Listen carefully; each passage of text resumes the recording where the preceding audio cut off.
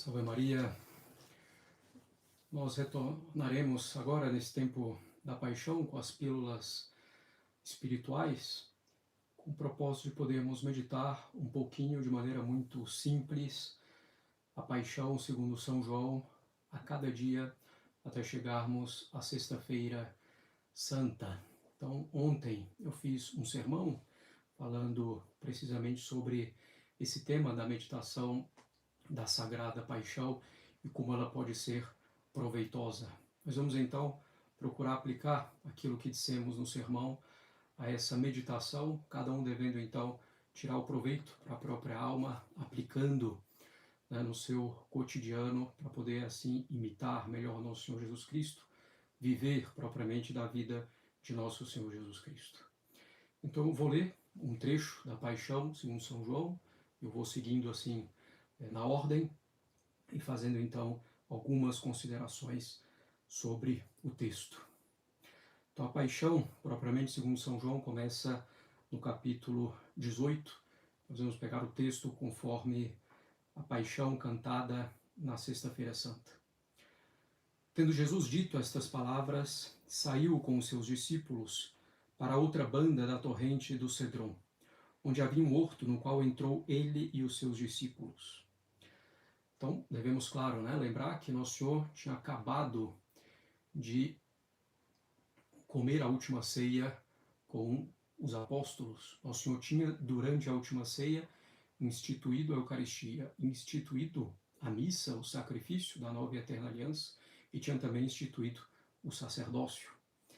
Portanto, o coração de Nosso Senhor estava, por assim dizer, ainda mais inflamado da caridade para com os homens, mais inflamado da caridade para querer salvá-los. Como diz Nosso Senhor ele mesmo, desidério, desiderave, desejei com grande desejo celebrar essa ceia. Então Nosso Senhor ali expressa, expõe toda a sua caridade na instituição da Eucaristia, da missa e do sacerdócio. Nós podemos imaginar a torrente de graças conferidas aos apóstolos durante a última ceia.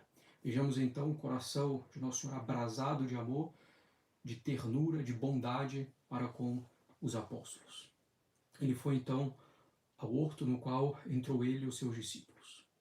Ora, Judas, que o entregava, sabia também deste lugar, porque Jesus tinha ido lá muitas vezes com seus discípulos.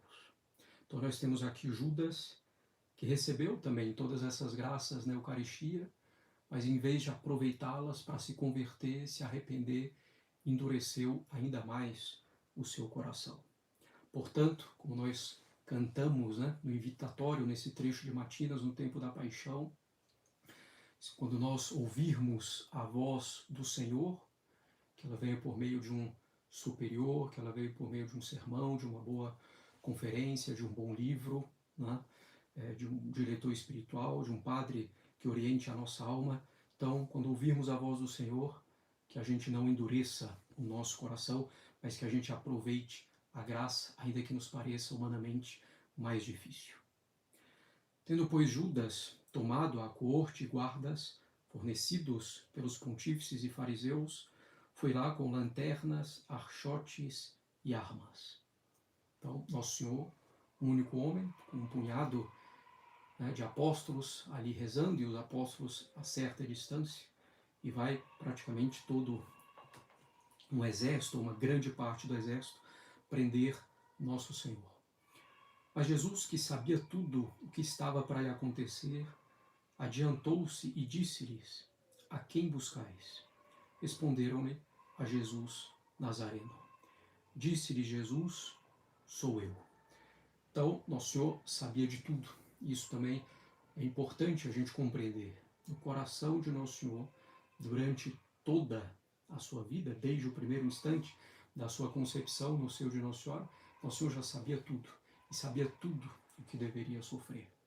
E nós sabemos, quando a gente sabe, sobretudo com muita antecipação, que nós vamos ter de sofrer, esse sofrimento é redobrado, esse sofrimento aumenta, vai consumindo pouco a pouco a nossa alma. Então, assim, Nosso Senhor tinha a sua alma em sofrimento desde o primeiro instante da sua concepção. E Nosso Senhor sabia de tudo. São João aqui já dá um indício claro que Nosso Senhor é, além de verdadeiro homem, como mostra toda a sua paixão, também verdadeiro Deus. Então, Nosso Senhor diz, sou eu, ego sum. E Judas, que o entregava, estava também com eles. Apenas, pois, Jesus lhes disse, sou eu, recuaram e caíram por terra. Isso é um trecho muito importante, em que nós podemos ver, mais uma vez, a divindade de Nosso Senhor afirmada. Nosso Senhor responde, ego sum.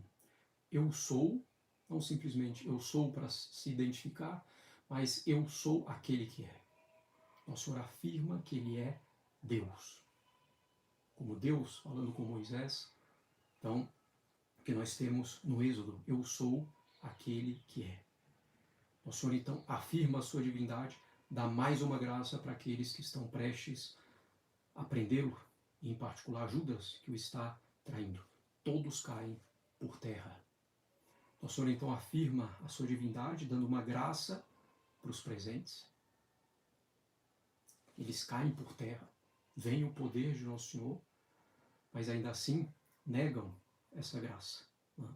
Nosso Senhor afirma também a sua divindade aqui para deixar claro. É verdadeiro homem, verdadeiro Deus, e as suas obras e a sua paixão em particular têm um valor infinito. Perguntou-lhes, pois, novamente, a quem buscais? E eles disseram, a Jesus Nazareno. Respondeu Jesus, já vos disse que sou eu. Se é, pois, a mim que buscais, deixai ir estes.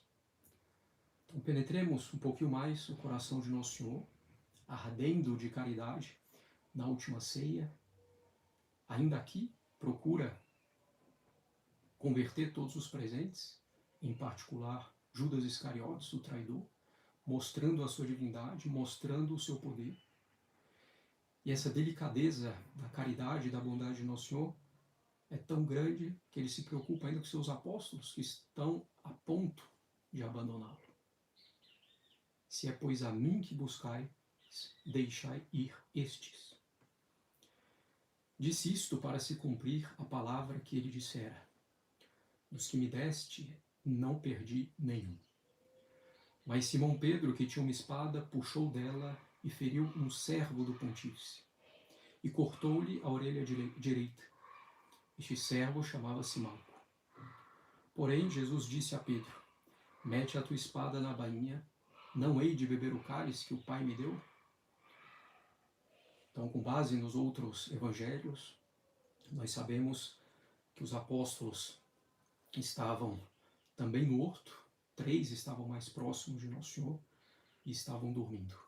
Logo depois da última ceia, logo depois de tanta graça dada a eles, depois de terem recebido o corpo de Nosso Senhor Jesus Cristo e o seu preciosíssimo sangue, dormiam, não podendo vigiar 1 hora com o nosso Senhor.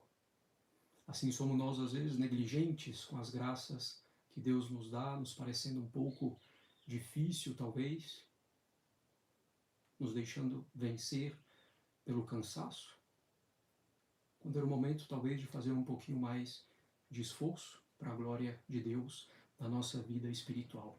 E essa reação de São Pedro, que depois da negligência, depois de ter dormido, de ter sido advertido por Nosso Senhor, quer então impetuosamente resolver tudo de uma vez.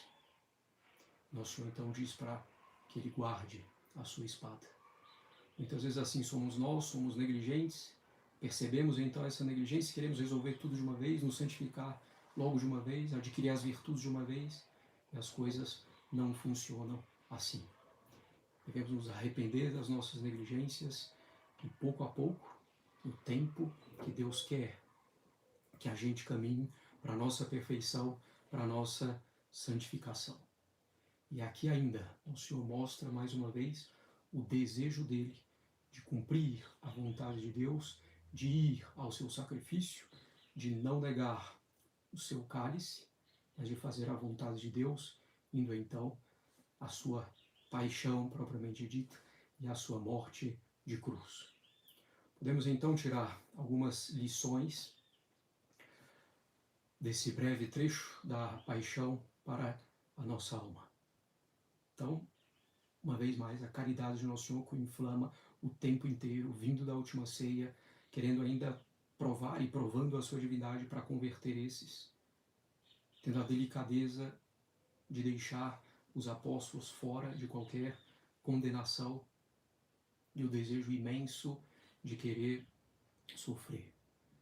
E nós então que devemos procurar corresponder a graças tão imensas.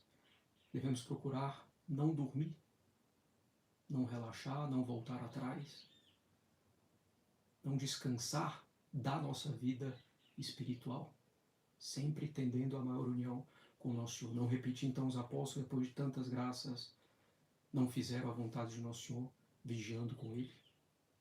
E se por acaso somos negligentes em algum momento, não querer no ímpeto resolver tudo apoiados nas nossas próprias forças, nas nossas próprias armas, mas ao contrário, apoiado em Nosso Senhor Jesus Cristo, passo a passo, progredindo e sendo fiéis a partir de então às suas graças.